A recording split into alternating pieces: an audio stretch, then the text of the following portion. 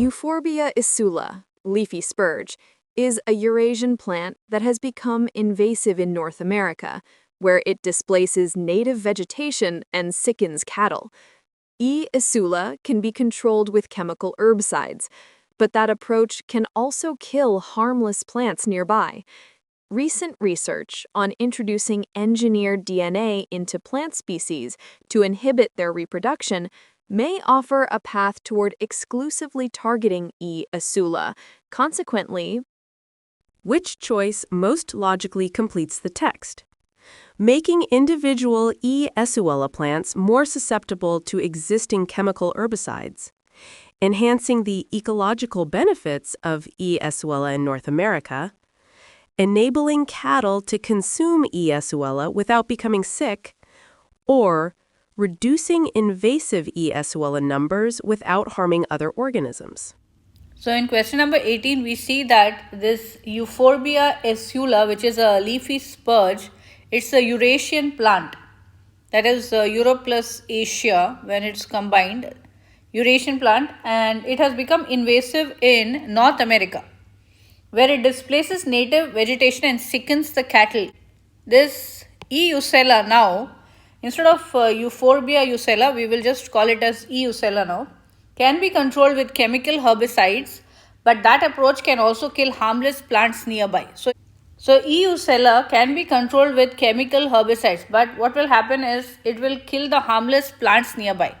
So what is the alternative they found is that recent research on introducing engineered DNA into the plant species. So as per the new research, they have introduced engineered DNA into the plant that automatically inhibits their reproduction. So they are saying now that this will offer a path toward exclusively targeting E. esula. So the other plants, harmless, which are there nearby, they don't have to be killed because of this engineered DNA. So which choice most logically completes the text? So we have to finish the sentence exclusively targeting E. esula, consequently blank. The dictionary meaning of consequently is as a result. So keeping that in mind, let us find the correct answer. So if you say D, well done, that is the best answer. Reducing invasive E. esula numbers without harming other organisms. So choice D is the best answer because it presents the conclusion that most logically follows from the text discussion of leafy spurge and engineered DNA. The text establishes that using chemical herbicides to control leafy spurge in North America can also harm other plants nearby.